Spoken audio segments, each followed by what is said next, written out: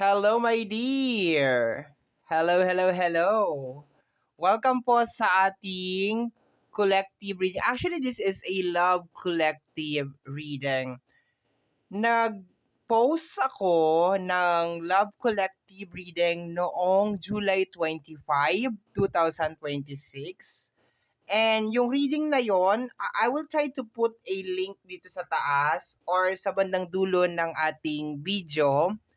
And tungkol yon sa konting pasilip na lang tayo para hindi, alam mo yun, para sa mga walang time para panoorin yung video na yon. Doon sa video na yon, sinabi ko doon na mahirap mag-let go sa isang tao. Like, hindi mo gustong i-let go yung tao na yon, pero kailangan mo siyang i-let go because nararamdaman mo na parang it's already over, na parang wala na talaga.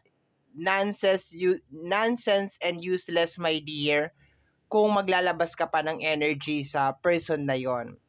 And sabi ko doon sa reading na yon na kung gusto mong malaman kung ano yung current situation niya ngayon, gagawa natin siya ng reading ngayong July 27. Okay? So, gagawa na natin siya ng reading. Okay? So, same card pa rin yung gamit natin. Ito pa rin. Hindi na tayo gagamit ng iba pang card. Ito pa rin. Okay, wait lang. Inumin ko lang yung aking tsaa. Okay. So, let me see, my dear. Welcome back po pala sa ating YouTube channel. Sa mga hindi pa po nakakakilala sa akin, my name is RJ, your tarot card reader, and thank you very much sa ating mga bagong subscribers. Ayan. Sa ating mga abangers, thank you very much. Okay, so let's go tayo. Thank you. Salamat po sa walang sawang suporta at pagmamahal. Okay, ano pong meron? We have here protest. Okay. Protesta. Okay? So, ang person mo na nabanggit natin nung July 25 na which is iniwanan mo or parang binitawan mo because parang ang hirap na maglabas ng effort sa person na ito is merong energy ng protest.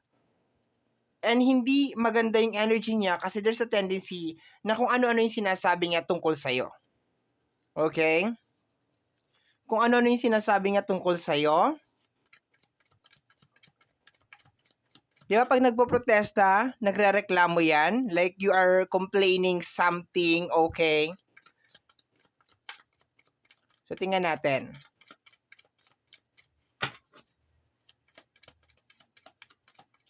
Next card, okay?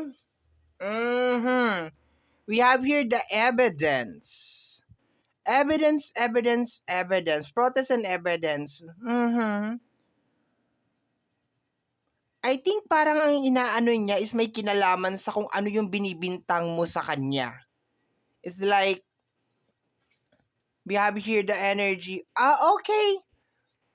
Kita mo, kiniklaim niya, my dear, na mahal ka pa rin daw niya or mahal ka naman niya. It is just more on parang ang dami-dami mo daw sinasabi na hindi naman totoo. Like, wala naman talagang evidence. And kung makikita mo dito, my dear, like, galit na galit talaga siya. Like, galit na galit talaga siya. Okay, because of kung ano-ano yung mga sinasabi mo tungkol sa kanya. Okay, let me see. Next card pa tayo. We have your energy of hanggang tanaw na lang, natatakot mag-reach out. Okay? So, gusto nitong tao na to, my dear, na mag-reach out sa'yo, my dear, kaso hindi niya magawa-gawa. Okay? And I will be very direct dito, my dear, na galit siya. Galit siya, my dear. As in, galit na galit siya kasi parang sinasabi niya na yung mga sinasabi mo tungkol sa kanya is walang evidence. Like, minahal ka naman daw talaga niya ng totoo, something like that. Pero itong tao na to gusto talaga niya mag-reach out sa'yo. Like, gusto niyang ayusin yung connection ninyong dalawa. Pero it's just like, probably baka mauwi lang talaga sa away din 'to, no? Baka mauwi lang sa away kasi may gusto siyang baguhin sa'yo, may gusto ka ring baguhin sa kanya. So, it's just more on matira ang matibay sa inyo kung sino yung unang magpapasakop, ganon. Pero mahal ka pa rin niya. Sa energy nito at saka ito, okay? Itong tatlong card na to, lalo na dito, nakita mo kung paano niya hawakan yung duyan. Like, parang iniisip niya pa rin talaga na parang kasama ka niya as of this moment, okay? Ayan, galit siya eh. Okay, and meron tayo dito hanggang tanaw na lang, natatakot mag-reach out. Ayan, natatakot mag-reach out hanggang tanaw na lang. Natatakot siya, my dear, na mag-reach out sa'yo. Dun sa mga okay, dun sa mga napangakuan ko nitong reading na to, eto na. Mamaya hanapan nyo ko, ha. Pag sinabi ko yung araw kung kailan, dun natin siya gagawin. Okay, let me see. Lipat tayo, palit tayo ng cards. Ano lang to, 12 cards lang to. 2, 4. So, meron pa tayong isa para sa top layer. What is this? We have here, inaakit, flirting, malandi. Okay.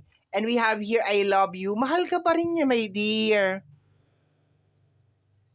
I think parang hindi niya din talaga maintindihan kung yung ugali mo. Parang ganon. Mahal ka niya pero hindi niya maintindihan yung ugali mo, my dear. There is something on you na parang sinasabi niya dito na parang madali kang mag-judge, madali kang maghusga ng tao or something. Ang tanong, my dear, may basihan ba yung mga sinasabi mo dito sa tao na to? Kasi dun sa previous reading natin, sinabi mo doon sa energy, nasagap natin na energy na like, napagod ka na talaga sa kanya. Like, pagod na pagod ka na sa kanya. Like, ubus ka na or said ka na talaga sa kanya. Wala ka na mailalabas. So, ano ba to? Totoo ba to? May mga evidence ba? Kasi sinasabi nga dito, wala ka naman daw talagang ebidensya. No? So, parang sinasabi nga tamang hinala ka lang daw. Ganon. Kasi mahal ka niya dito. Ayan, meron nga siyang I love you. Mahal na mahal ka niya. Okay, hindi lang talaga niya maintindihan yung ugali mo. Parang ganun ang paulit-ulit ko nare-receive. Dito sa energy, my dear, ng inaakit, flirting, malandi, okay. I have this strong feeling na kung may kinalaman sa third party, I think parang gusto niya sabihin na wala naman siyang ibig sabihin, wala siyang malis. Like, wala siyang mali siya doon sa kung sino man yon. It's just more parang inaakit lang siya or nilalandi lang siya, parang ganon. Okay. Parehas kayo naghuhugas dito, Ano ba? Ito mahirap pagdating sa relationship pag kinalkal mo parehas. Kasi yung sasabihin nung kabila, madumi yung kabila. Sasabihin naman nung kabila, madumi din naman yung kabila. So, it will never be ending. Ngayon ko naiintindihan, my dear, kung bakit talaga kayo naghiwalay. Kasi, kung maghuhugas kamay ito at hindi niya aaminin yung mga kasalanan niya at maghuhugas kamay ka rin at di mo aaminin yung mga kasalanan mo, hindi talaga kayo magkakasundo, my dear. Wala talaga mangyayari sa relationship nyo. Okay, let me see. What is this? We have your energy of the Six of Cups, okay? Paulit-ulit mong inuungkat daw yung nakaraan. Like, paulit-ulit ka, never kang nakaka-move on. Like, gusto mo lagi ng gulo, gusto mo lang lagi ng away. Parang ganon. Ikaw nag-i-start na ng away, ikaw nag-uumpisa lahat, kahit nakaraan na inuungkat mo ng inuungkat. Okay? And ako lang hindi naman sa kinakampihan ko hindi ko naman sa kinakampihan, hindi sa kinakampihan ko siya. Ako kasi based on my experience, my dear, pag ang isang tao kasi, kunyari may karelasyon ko, nagloko, nahuli ko, wala siyang karapatan magreklamo. 'Di ba? So kung sinasabi nga dito, my dear, na parang paulit-ulit ka sa issue ng nakaraan, I think you have all the right naman Para sa akin lang you have all the right kasi kung talagang mahal ka niya, dapat inisip niya muna yun. Dapat bago niya gawin yung bagay na yun, inisip niya muna. Kahit sabihin mo na nakaraan na yun, dapat hindi niya talaga ginawa yun. Kasi, di ba, kunyari, in a relationship kayong dalawa. Di ba? Hindi kunwari, in a relationship kayong dalawa. Tapos nagloko siya. Di ba? Nahuli mo. Tapos parang gusto niya sabihin, okay, pass is pass na yun, wag mo nang ungkatin. And gusto niya, every time na malilate ka, or parang every time na, malilate siya, kunyari malilate siya ng uwi.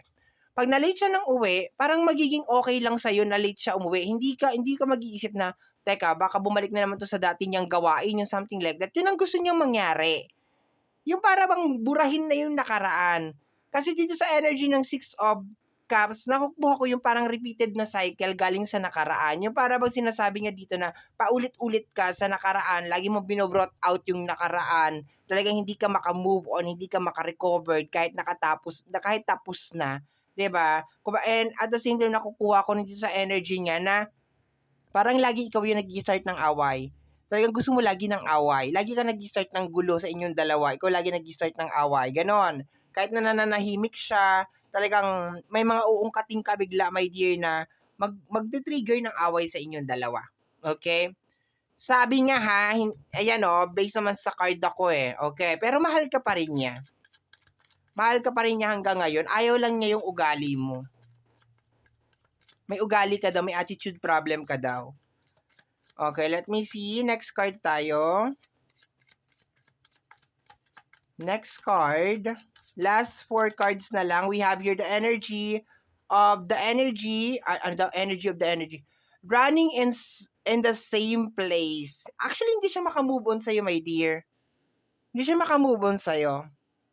Mahal ka niya, it's just more on like, hindi lang talaga niya gusto. Ayan kung makikita mo dyan, parang hindi niya alam kung saan siya pupunta ngayon, kung anong gagawin niya. Galit siya, nagpo-protest siya, ayan. So, lagi siyang aburido, lagi siyang naiinis, okay? We have here, let me have you. 'Di ba mahal ka pa rin niya? Mahal ka pa rin niya, hindi siya makamove on sa'yo, my dear. Mahal na mahal ka pa rin niya. Yun nga lang, hindi niya gusto yung ugali mo. Pwede ba yun? Sa tingin ko pag-usapan nyo na lang talaga to pero wala na bumitaw ka na Sabi mo ayaw mo na talaga, sabi mo dun sa last reading natin nung July 25, sabi mo ayaw mo na talaga 'Di ba? Kasi itong tao na to, kung magkakabalikan kayo nito, ang mangyayari lang dito is yung complain niya sa'yo, yun lang din ang magiging eksena nyo pa rin. No? So, I think baka hindi lang talaga kayo compatible ng tao na ito. Kasi para sa akin, normal lang naman na hindi ka agad maka-move on yung isang tao sa isang bagay na ginawa mo. 'Di ba? Para sa akin just on my personal belief and understanding na dapat kasi bago mo gawin yung isang bagay, dapat pinag-isipan mo muna, anong mararamdaman ko pag makarating sa akin yung ginagawa mo, yung gano'n. Hindi yung parang sasabihin mo na, ay, inuulit-ulit mo yung nakaraan, yung ganito, paulit-ulit ka na lang, hindi ka maka-move on, ganito. Ikaw yung nag-uumpisa, ikaw yung nagiging dahilan kung bakit tayo nag-aaway, ganyan-ganyan. Maaalis mo ba sa isang tao na pag umuwi ka ng late or hindi ka sumasagot or hindi ka nag-a-update, na kung anong iisipin ko, dati meron ka ng ginawa. 'Di ba? So, hindi mo maaalis sa tao yon. And at the same time, parang kini-claim niya rin dito, my dear, na wala ka naman daw talagang proper evidence. Wala kang ebidensya sa lahat ng ginawa niya. Kumbaga parang nagtatamang hinala ka lang talaga.